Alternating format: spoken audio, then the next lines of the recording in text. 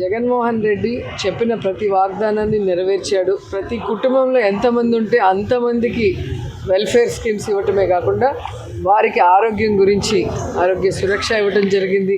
ఆ కుటుంబానికి ఈ విధంగా చక్కటి చదువును ఆ పిల్లలకి ఫ్రీ ఆఫ్ కాస్ట్తో క్వాలిటీ ఎడ్యుకేషన్ ఇవ్వడం జరుగుతుంది.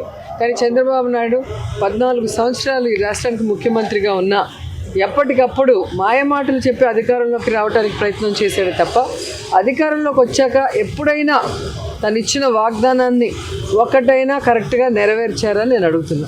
రోజా అనే వ్యక్తి క్యారెక్టరు, క్యాలిబరు, క్రెడిబిలిటీ లేని వ్యక్తి అండి.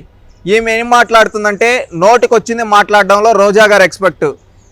ఎవరు పేరు చెప్తే ఎవరు సంక్షేమ కార్యక్రమాలు చెప్తే నువ్వు మాట్లాడే స్థాయి కాదు. ఏంటంటే నీ స్థాయి గుర్తుపెట్టుకో.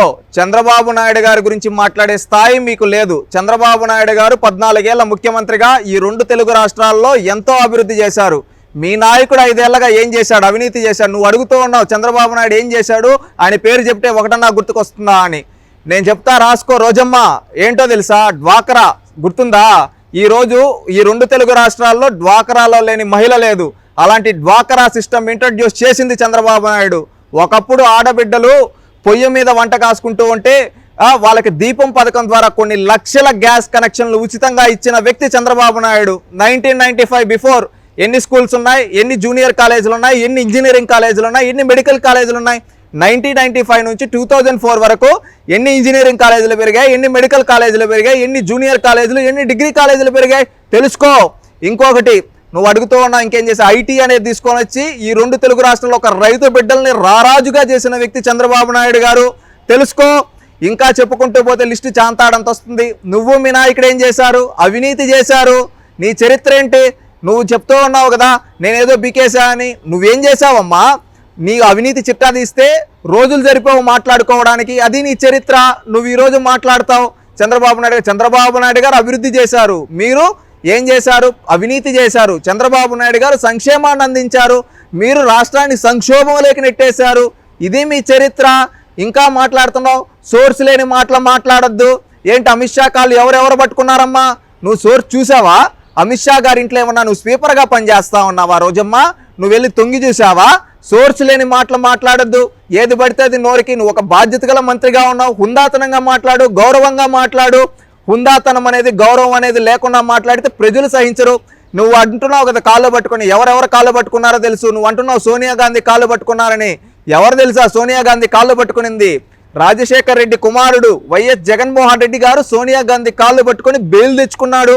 ఇది నేను చెప్పడం కాదు.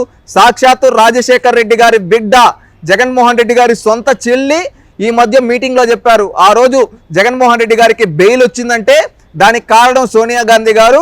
ఆ రోజు నా భర్త అనిలు, అదేవిధంగా మా వదిన భారతమ్మ సోనియా గాంధీ గారికి కలిసి ఆ రోజు అందువల్ల బెయిల్ వచ్చిందని సాక్షాత్తు షర్మిల గారే చెప్పారు.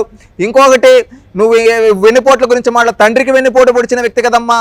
అది కూడా నేను చెప్పడం కాదు. సాక్షాత్తు షర్మిల గారే ఒక సభలో చెప్పారు.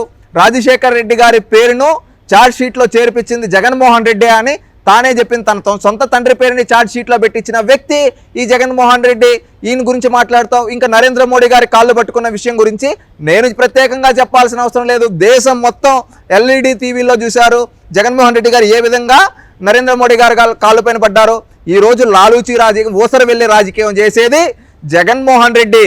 ఊసర వెళ్ళే రాజకీయం చేస్తున్నాడు జగన్మోహన్ రెడ్డి. ప్రజల్ని మోసం చేస్తున్నాడు జగన్మోహన్ రెడ్డి. తనకు 5 అధికారాన్ని ఇస్తే ఏదో ప్రజలకు మంచి చేస్తాడని ప్రజల్ని దోచుకున్నాడు.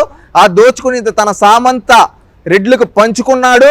రాష్ట్రంలో ఉండే బడుగు బలహీన వర్గాల్ని నాశనం చేశాడు. ఇది చేసింది.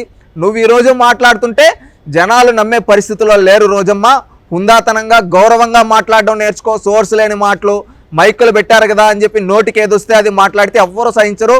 నువ్వు ఇదే విధంగా మాట్లాడుతుంటే నీ నియోజకవర్గంలో ప్రజలు కొట్టబోయే దెబ్బకి నువ్వు భూస్థాపితం అయిపోతావు. అది గుర్తుపెట్టుకో.